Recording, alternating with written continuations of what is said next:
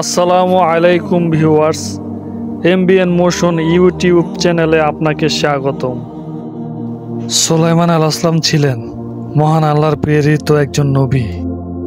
এছাড়া তার আরেকটি পরিচয় আছে, তিনি ছিলেন অদ্বিতীয় ও অনুপম সাম্রাজ্যের অধিকারী। মহান আল্লাহ তাআলা তাকে শুধু সমগ্র পৃথিবীর নয়, বরং জিন জাতি, বিহঙ্গ কুল ও বায়ুর উপরও আধিপত্য দান করেছিলেন। আর সেই বিশাল সাম্রাজ্য নিয়ন্ত্রণের জন্য মহান আল্লাহ তাকে দান করেছিলেন বিশেষ মুজিজা। মহান আল্লাহ তাআলা তার জন্য বায়ুর প্রবাহকে অনুগ্রহ করে দিয়েছিলেন। তিনি বায়ুর পিঠে নিজ সিংহাসন সহ সদল বলে সওয়ার হয়ে 2 মাসের পথ একদিনে পৌঁছে যেতেন। বায়ুর উপর ভর করে পৃথিবীর যে কোনো স্থানে গমন করা এবং বায়ুকে আদেশ করে যে কোনো কাজ করানো ছিল তার অন্যতম মুজিজা। মহান আল্লাহ তার এই বান্দাকে এত বড় রাজত্ব দিয়েছিলেন যে তিনি প্রাণীকুলেরও রাজা ছিলেন।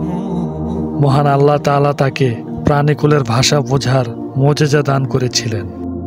পাখিরা তার আদেশে নজরদারি, চিঠি আদান প্রদান সহ বিভিন্ন কাজ করত।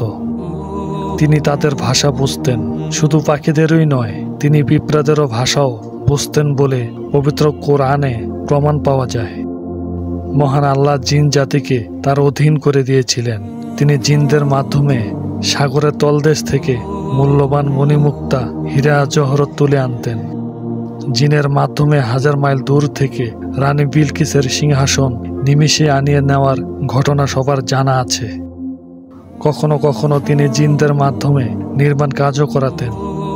জিনদের মাধ্যমে বাইতুল মুকাদ্দাসের পূর্ণ নির্মাণ করাতে করাতে তিনি আল্লাহর প্রিয় হয়েছিলেন। ইয়াকুব আলাইহিসসালাম কর্তৃক বাইতুল মুকাদ্দাসের পূর্ণ নির্মাণের প্রায় 1000 বছর পর আল্লাহর আদেশে দাউদ আলাইহিসসালাম পূর্ণ নির্মাণ শুরু করেন। এই নির্মাণ কাজ শেষ হয় সুলাইমান আলাইহিসসালামের আমলে। কিন্তু মূল নির্মাণ কাজ শেষ হলেও আনুষঙ্গিক কিছু কাজ তখনও বাকি ছিল। এমন সময় সুলাইমান আলাইহিসসালামের মৃত্যুকালও ঘনিয়ে আসে।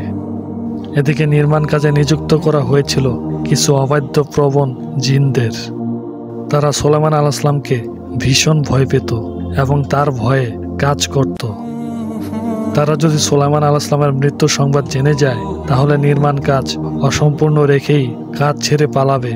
তাই আল্লাহর নির্দেশে সুলাইমান আলাইহিসসালাম মৃত্যুর জন্য প্রস্তুত হয়ে তার কাজ নির্মিত মেহরাবে প্রবেশ করলেন, যাতে বাইরে থেকে ভেতরে সবকিছু দেখা যায়। তিনি বিধান অনুযায়ী ইবাদতের উদ্দেশ্যে লাঠিতে ভর করে দাঁড়িয়ে গেলেন, যাতে রূহ বেরিয়ে যাওয়ার পরও লাঠিতে ভর দিয়ে দেহ স্থানে দাঁড়িয়ে থাকে। এবং তাই হলো। মহান আল্লাহর আদেশে তার দেহ ও লাঠিতে ভর করে 1 বছর দাঁড়িয়ে রইল। দেহ পচল না, খসল না বা পড়েও গেল না। জিনেরা ভয়ে কাছে যায়নি, ফলে তারা হাড় ভাঙা পরিশ্রম করে কাজ শেষ করে ফেলল। এভাবে একদিন কাজ সমাপ্ত হয়ে যায়। তারপর আল্লাহর হুকুমে সুলাইমান আলাইহিসসালামের লাঠিতে কিছু পোকা বাসা বাঁধে। তারা সুলাইমান আলাইহিসসালামের লাঠির কিছু অংশ খেয়ে ফেললে ভেঙে যায় এবং সুলাইমান আলাইহিসসালামের লাশ মাটিতে পড়ে যায়। পবিত্র কোরআনে সুলাইমান আলাইহিসসালামের মৃত্যুর ঘটনাটি এভাবেই পাওয়া যায়। এরশাদ হয়েছে, অতঃপর যখন আমরা সুলাইমানের মৃত্যু ঘটালাম, তখন ঘুন পোকাই জিনদের তার মৃত্যু সম্পর্কে অবহিত করল। সুলাইমানের লাঠি খেয়ে যাচ্ছিল। অতঃপর যখন তিনি মাটিতে পড়ে গেলেন, তখন জিনেরা বুঝতে পারল যে যদি তারা অদৃশ্য বিষয় জানত, তাহলে তারা মসজিদ নির্মাণের এই হাড় ভাঙা খাটুনির আযাবের মধ্যে আবদ্ধ থাকত না। সূরা সাবা। এভাবে আল্লাহর আদেশে একজন প্রভাবশালী নবী ও বাদশার ইন্তেকাল হয়েছিল এবং সময় আসা মাত্র তাকে মহান আল্লাহর ডাকে সাড়া দিতে হয়েছিল। আল্লাহ তাআলা আমাদের সকলকে আমল করার তৌফিক দান করুন, আমিন। আজকের সংক্ষিপ্ত আলোচনা এ পর্যন্তই। ভিডিওটি কেমন হলো কমেন্ট করে জানাবেন। সবাই নতুন নতুন ভিডিও পেতে চ্যানেলটি সাবস্ক্রাইব করুন। দেখা হবে নতুন কোনো ভিডিওতে। সবাই ভালো থাকেন, সুস্থ থাকবেন। আসসালামু আলাইকুম ওয়া রাহমাতুল্লাহ।